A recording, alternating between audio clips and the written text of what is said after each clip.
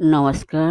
জয় রাধে, জয় রাধে, জয় রাধে শ্যাম। সহৃদয় ভক্তবৃন্দগণ, সকলের চরণে রইল শত সহস্র কোটি প্রণাম। বড়দের প্রতি রইল শ্রদ্ধা ভালোবাসা, ছোটদের প্রতি রইল স্নেহ ভালোবাসা। আমার সমস্ত সাধু গুরু বৈষ্ণব ভাগবত ভক্ত ভগবানের চরণে রইল শত সহস্র কোটি প্রণাম, শ্রদ্ধা ভালোবাসা। আমার গৌর গোবিন্দ রাধা গোবিন্দের চরণে রইল শত সহস্র কোটি প্রণাম, শ্রদ্ধা ভক্তি, শ্রদ্ধা ভালোবাসা। জয় রাধে, জয় রাধে, জয় রাধে শ্যাম। রাধে রাধে।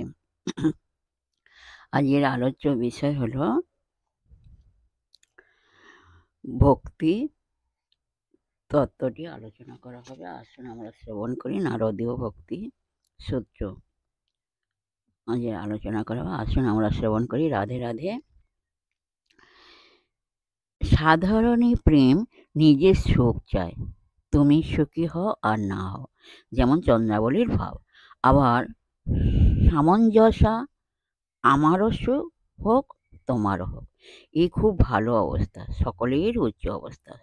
সমর্থা, যেমন শ্রীমতীর, কৃষ্ণ সুখে সুখী, তুমি সুখে থাকো, আমার যাই হোক। গোপীদের এই ভাব বড় উচ্চ ভাব। রাধার ছিল প্রেমের এই সর্বস্তরের অবস্থা। কৃষ্ণ সুখেই তাঁর সুখ। দিব্য প্রেমে স্বার্থ প্রণোদিত কোনো উদ্দেশ্য থাকে না, আর তার বিপরীতে লৌকিক প্রেমে প্রিয়জনকে সুখী করে সুখ লাভ করার যে মনোভাব, তা থাকে সম্পূর্ণ অনুপস্থিত। প্রথম ক্ষেত্রে নিজের কোনো চাহিদাই থাকে না, একমাত্র উদ্দেশ্য আমাদের ভালোবাসার পাত্রকে সুখী করা, তাকে আনন্দ দেয়া। শুদ্ধ প্রেমের এই হলো লক্ষণ। এই পরা প্রেমে দুটি বোধ কাজ করে, মমত্ববোধ ও আমিত্ববোধ। আমি তাকে ভালোবাসি এবং তিনি আমার। ভক্ত যেন ভগবানের সঙ্গে এক অবিচ্ছিন্ন বন্ধনে যুক্ত থাকেন, তার স্বাতন্ত্র্য সত্তা থাকে না, তার স্বাতন্ত্র্য সত্তা থাকে না। এই আমি হলো পাকা আমি, ভক্তের আমি।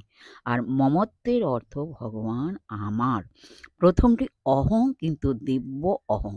যদি আমি তাঁর সেবা না করি, তবে যে তাঁর সুখ হবে না, তাঁর এই চিন্তাধারায় আমাদের পরিচিত অহংকারী ব্যক্তি থেকে তাকে পৃথক করেছে। আর ঈশ্বর আমার বা ভগবান আমার, এই বোধের ফলে ভক্তের সমস্ত ভালোবাসা তাঁর প্রতি ধাবিত হয়েছে। জগতে দেখা যায় আমরা যাকে নিজেদের প্রিয় বলে মনে করি, তাঁর প্রতি আমাদের সর্বক্ষণে অখণ্ড মনোযোগ থাকে। এখানেই মহাপুরুষগণ আরও একটি কথা বলেছেন যে, যদি প্রিয়জনের দেবত্ব বা ঐশ্বর্য সর্বদা আমাদের মনে জাগরুক থাকে, তবেই কিন্তু বাৎসল্য বা মধুর রসে তাকে সেবা ভজনা করা সম্ভব হয় না। বাৎসল্য বা মধুর রতির মধ্যে যে কোমল স্নেহের ভাব, তার বিকাশ হতে পারে না যদি মনের মধ্যে সেই ব্যক্তি সম্বন্ধে সর্বদা ঐশ্বরিক মহিমা সজাগ থাকে। সে সজাগতা ভালোবাসার নিবিড়তা ও তীব্রতাকে ক্ষুণ্ণ করে, তাই তাকে দূরে সরিয়ে রাখতে হয়।